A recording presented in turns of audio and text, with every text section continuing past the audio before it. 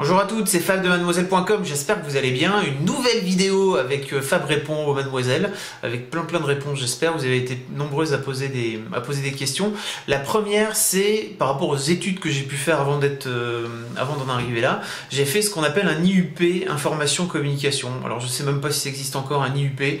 À l'époque c'était un institut universitaire professionnalisé qui permettait à la fois pouvoir faire des stages et d'avoir une formation universitaire, donc pas trop cher, parce que mes parents n'avaient pas beaucoup de sous pour me payer en tout cas, et puis moi j'ai jamais eu l'idée de me faire un prêt ou de bosser, enfin bon, j'étais un peu couillon. Donc voilà, c'était très bien. J'ai fait une année de bac de doc d'anglais avant d'y arriver, parce qu'en fait on rentre avec bac plus 1. Et je savais déjà avant le bac que je voulais aller là. Donc la voie la plus simple pour moi étant de faire de l'anglais pour valider une première année. J'ai fait de l'anglais, j'ai eu mon année d'anglais tout juste à 10,06 parce qu'en fait n'allez jamais faire des études d'anglais si vous n'êtes pas minimum bilingue ou fondu de la langue anglaise, parce que c'est vraiment extrêmement pointu. Je ne le savais pas avant d'y aller. Donc voilà, j'ai fait un IUP Information Communication, et ce qui m'intéressait dans cette formation, c'est que les stages permettaient de personnaliser sa formation, et ça m'a permis en fait notamment de rentrer dans le web que j'ai découvert je pense en 1995 à l'époque, et très vite je me suis rendu compte qu'en fait ça permettait de faire des pages web. Donc c'est un truc auquel j'ai assez vite touché par moi-même, parce que la formation n'amenait pas du tout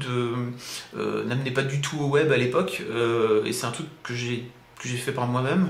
J'ai passé des heures et des heures et des heures à coder, à bosser sur ma bécane. Je me suis acheté mon premier ordinateur à 18 ans, la tristesse. Voilà, et en fait ça m'a permis aussi de rentrer chez Pimkie à l'époque. J'étais forcément, comme dans toutes les écoles de com, il y a 3 quarts de nanas, donc j'étais dans un groupe déjà à l'époque, vous voyez, j'étais qu'avec des gonzesses, et j'étais dans un groupe avec 3 autres filles, dans un groupe de 4, et on devait faire un projet, en fait, un suivi de projet avec une entreprise qui nous commandait un truc, et qu'on devait rendre à la fin de l'année. Et les filles ont trouvé un truc chez Pimkie, donc je suis rentré avec elles chez Pimkie. On devait bosser à l'époque sur un projet de consumer magazine pour Pimkie qui finalement a jamais vu le jour. Et moi je me suis occupé de tout ce qui était pas culture mais loisirs. Donc j'écrivais sur des articles sur, je sais pas, le cinéma, etc.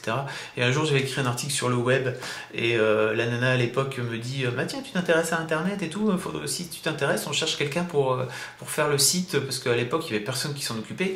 Je vous parle de 1998 là, donc c'était il y a fort longtemps, hein. À l'époque Pimkie s'intéressait pas trop au web, et puis c'était... de toute façon, il y avait trop de personnes qui s'intéressaient au web dans les grandes boîtes en France. Et donc j'ai postulé pour remettre à jour leur site internet. J'y suis resté l'été. J'ai vraiment kiffé faire ça. Et en fait, à la fin de mon stage, je leur ai proposé de rester pendant le reste de l'année à mi-temps, en faisant à la fois ma maîtrise à mi-temps, donc je ratais quelques cours, et également de rentrer chez Pimkie pour continuer à faire le site internet et à l'animer. Donc voilà, j'ai été embauché en avril 1999, alors que j'étais même pas encore diplômé, donc ça c'était plutôt sympa. Et après j'y suis resté pendant 7 ans chez Pimkie quand même, avant de monter Mademoiselle. Comment t'es venue l'idée? Comment a germé l'idée de Mademoiselle dans ta petite cabosse? C'est que tout simplement j'ai vraiment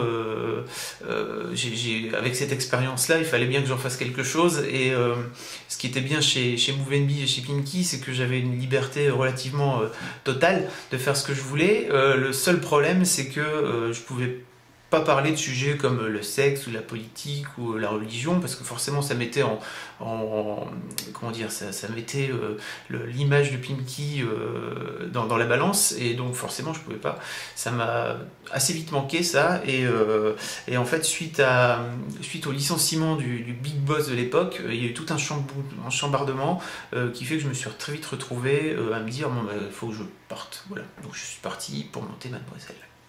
Comment ton entourage gère-t-il le fait que tu t'occupes d'un site de meuf? Par exemple, est-ce qu'il arrive à ta femme d'être jalouse, notamment pour la sainte fraise que tu gères? Est-ce que tes potes te chambrent un peu, etc. Non. Voilà, ma femme, je pense qu'elle est jalouse, mais pas jalouse maladive, elle est jalouse, normalement jalouse, mais elle le montre pas, heureusement, parce que sinon ça serait terrible pour moi, je pense que j'aurais pas fait ça. Donc voilà, ma femme est quelqu'un de bien, et heureusement, et mes potes, même s'ils m'ont chambré au début, maintenant je pense que quand ils voient le succès que peut avoir Mademoiselle, ça va mieux. Voilà. Pourquoi as-tu abandonné tes cheveux? Ah, ça, c'est une grande question. À 20 piges, j'ai commencé à perdre tous mes cheveux à 20 ans, à l'âge de 20 ans. Et disons, en l'espace de 2 ans, j'ai... Voilà, donc assez vite en fait j'avais cette possibilité d'avoir une sorte de coupe à la Michel Blanc, donc j'ai préféré tout raser, là vous voyez d'ailleurs il faut que je me rase, j'ai préféré tout raser plutôt que d'être obligé de me faire pousser la mèche là pour pouvoir la rabattre derrière, enfin c'était vachement plus compliqué, donc j'ai tout rasé, au moins c'est plus simple. Est-ce que vous saviez, tiens, petite information, parce qu'on dit souvent oui, les chauves, machin, tout ça, mais à quoi est due la calvitie? La calvitie est due à un excès d'hormones mâles. Voilà, un excès de testostérone, et forcément l'excès de testostérone, ça fait perdre les cheveux. Alors vous allez me dire, mais c'est pas normal, parce que normalement la testostérone, ça fait pousser les poils. Allez savoir pourquoi, mais en tout cas, tout ce que je sais, c'est que c'est écrit un peu partout sur le web, c'est que la calvitie est due à un excès de testostérone. On est trop viril. Ouais. Pourquoi Mademoiselle s'appelle Mademoiselle? Alors là, pourquoi Mademoiselle s'appelle Mademoiselle? J'ai cherché longtemps un nom pour ce site. Alors, si vous voulez un petit scoop au début, au début je voulais l'appeler Bouge ton boule. Voilà, Bouge ton boule. Heureusement que j'ai été un peu plus inspiré que ça. Voilà. Je sais pas pourquoi Mademoiselle. Un jour, je cherchais un nom qui puisse parler de lui-même, parce que j'avais envie de faire déjà à l'époque un magazine pour les jeunes femmes, enfin en gros ce qu'est Mademoiselle aujourd'hui, et il fallait que je trouve un nom qui parle de lui-même, voilà. Et en fait, voilà, je sais plus. Un jour, j'ai eu l'illumination divine dans ma voiture. Je me suis dit, mais en fait, Mademoiselle, c'est pas mal. Alors, il faut savoir que mademoiselle.com, écrit à la normale, mademoiselle.com, est en fait un magazine, un ancien magazine du groupe Condé Nast, qui possède également Glamour, etc., qui existait aux États-Unis dans les années 90 et qui a fermé depuis. Et le nom de domaine mademoiselle.com, écrit normal, a été déposé en 1994, si j'ai bon souvenir. Donc, autant vous dire que j'étais en première à l'époque et que j'étais assez loin de penser que j'allais ouvrir un jour un site internet. Donc mademoiselle.com, voilà, je me suis dit tiens ça pourrait être drôle, pourquoi enlever le E? Parce que ça faisait mad, moi, et puis bon vous avez tout compris, c'était beaucoup plus, je pense que c'était plus funky de le mettre comme ça, même s'il y a encore beaucoup trop de gens qui l'appellent, enfin qui l'écrivent avec un E, à mon grand dame d'ailleurs. Est-ce qu'un jour Mademoiselle pourrait sortir sous format papier? Non. Voilà, en tout cas, ce sera pas avec moi parce que ça me fait chier le papier.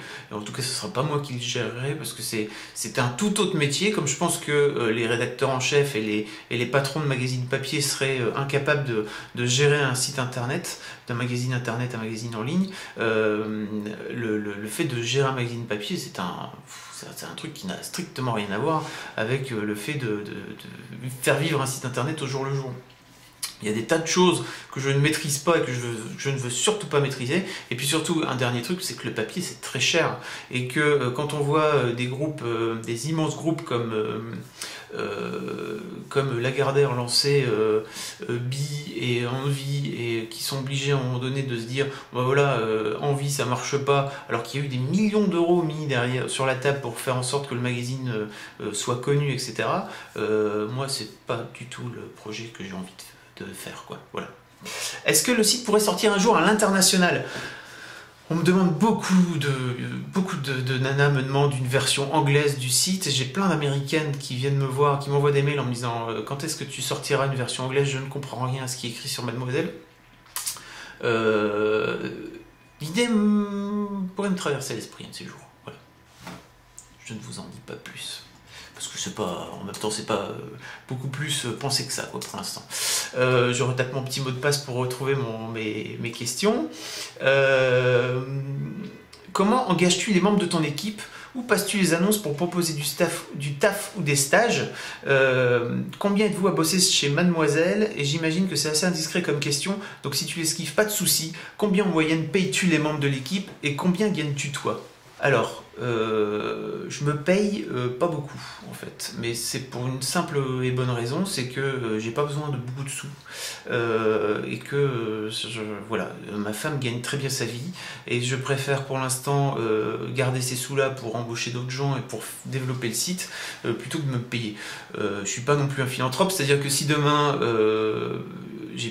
ma femme gagne plus assez de sous, je me paierai beaucoup plus et de ce fait-là, voilà, il y a un moment donné où il faut quand même que je vive. Combien je paye les membres de l'équipe avec une arbalète, faut le savoir, c'est-à-dire que les filles sont pas beaucoup payées. C'est de l'ordre du SMIC ou d'un peu plus du SMIC pour une raison assez simple, c'est que déjà voilà, j'ai pas forcément de sous et puis je considère aussi que Mademoiselle est plutôt une école et un tremplin pour démarrer sa carrière et pour démarrer sa carrière de façon plutôt sympathique que pour y faire carrière et pour gagner beaucoup de sous. Donc l'objectif que je dis à toutes les filles, voilà, c'est venez démarrer votre carrière ici. Vous allez apprendre plein de choses, parce qu'il y a vraiment moyen d'apprendre plein de choses, et derrière, allez voir ailleurs pour gagner beaucoup plus d'argent. En tout cas, c'est comme ça que je le conçois. Comment on engage les membres de l'équipe? En fait, en général, par le site, je passe des annonces sur Facebook, etc. et je reçois plein de choses. Voilà. Donc, il n'y a plus qu'à piocher. Combien de vous à bosser sur Mademoiselle? 9, 10, quelque chose comme ça. Est-ce que tu peux passer du temps avec les artistes que tu rencontres ou c'est juste le temps des sessions acoustiques? Alors en général non, je vais pas boire un café avec elle, alors ça dépend. Par exemple avec Elodie où on a passé beaucoup de temps ensemble parce qu'on a été obligé de... On a fait des... Enfin obligé non, au contraire, on a fait des sessions acoustiques, on a fait des interviews, on a fait un street style, etc. On a passé un peu plus de temps et c'était un peu plus... Voilà, c'était sympa. Sinon on est en général dans un circuit de promo et on enchaîne. C'est-à-dire qu'on est dans un créneau à l'intérieur d'une journée de promo et on vient et puis même si le moment est sympathique, que c'est cool, etc. Derrière il y a d'autres gens qui arrivent donc il faut laisser sa place quoi. Est-ce que le site a changé ton rapport aux femmes? Des trucs que tu comprends mieux ou moins? Des précautions que tu prends plus ou moins avec tes femmes et tes filles? Où tu sépares vraiment un faux boulot et vie perso et du coup tu ne laisses en rien le site influer sur tes opinions, attitudes envers la gente féminine? C'est impossible ça. Je vais pas être quelqu'un au bureau et puis une fois que j'ai fermé la porte, dire je suis complètement autre chose. Je deviens une sorte de macho sanguinaire, j'en ai strictement rien à foutre. Non, oui, effectivement que ça a changé mon rapport aux femmes et ça change même ma vision des choses plus globalement. Il m'arrive même de me conjuguer au féminin. Là parfois je m'inquiète et je me dis non, en fait il faut que tu arrêtes, tu es un mec, n'oublie pas. Ça fait quand même 13 ans maintenant que je bosse 13 ans, oui, 13 ans. 13 ans que je bosse pour des nanas, donc forcément ça a influé. Tout ce que vous pouvez m'écrire, tout ce que vous pouvez me raconter au quotidien sur le site, tout ce que je peux lire, tout ce que vous pouvez me raconter aussi, forcément ça influe sur ma vision des nanas et oui effectivement je pense que je comprends de ce fait-là un peu mieux les femmes. Alors après il y a des choses que je comment dire que je comprends mais que j'ai du mal à tolérer globalement chez la gente féminine, mais après ne faisons pas de généralité quoi, mais ouais, globalement ça a énormément changé ma vision des choses et mon rapport aux femmes. Ouais. Est-ce que tu as d'autres projets que Mademoiselle? Est-ce que c'est top secret? Oui, j'ai d'autres projets que Mademoiselle, et oui, c'est top secret pour l'instant, mais vous le serez les premières à le savoir très très vite. Voilà. Quelle est ta plus grande fierté concernant le site?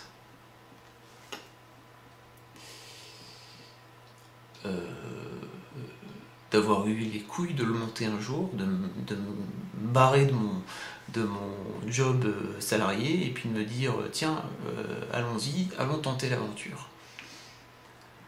Après il y a plein d'autres fiertés, mais ça c'est enfin, un jour peut-être j'en ferai une liste, je sais pas, peut-être qu'un jour j'en ferai une liste, ouais. Mais il y a plein de choses, mais ma plus grande fierté, ouais, c'est d'avoir, je pense, c'est d'avoir eu les burnes de me dire tiens allez j'y vais, on va le lancer, on va voir ce que ça donne, et puis de le voir grandir comme ça au quotidien, C'est vraiment top, voilà. Si un jour vous sentez l'envie de monter une boîte, tentez au moins le coup, parce que ça franchement c'est top, même si ça fait perdre, enfin en tout cas ça vous fera pas perdre des cheveux, mais en tout cas même si ça vous fout parfois des coups sur la caboche, franchement c'est une chouette aventure, quoi. Je vous le conseille. C'est tout, c'est la fin, j'en ai plus d'autres pour l'instant. Donc j'espère que ça vous a plu, et puis surtout n'hésitez pas, je mettrai le lien, continuez à poser des questions, j'aimerais en faire de temps à autre. Par rapport à la vidéo sur la vie de la rédac, c'est toujours dans les tuyaux, j'ai peut-être trouvé une idée, en tout cas avec Flo on a peut-être trouvé une idée, vous verrez. Il faut juste qu'on ait un peu de temps pour la monter. Voilà, je vous fais des bisous, et puis à bientôt, ciao.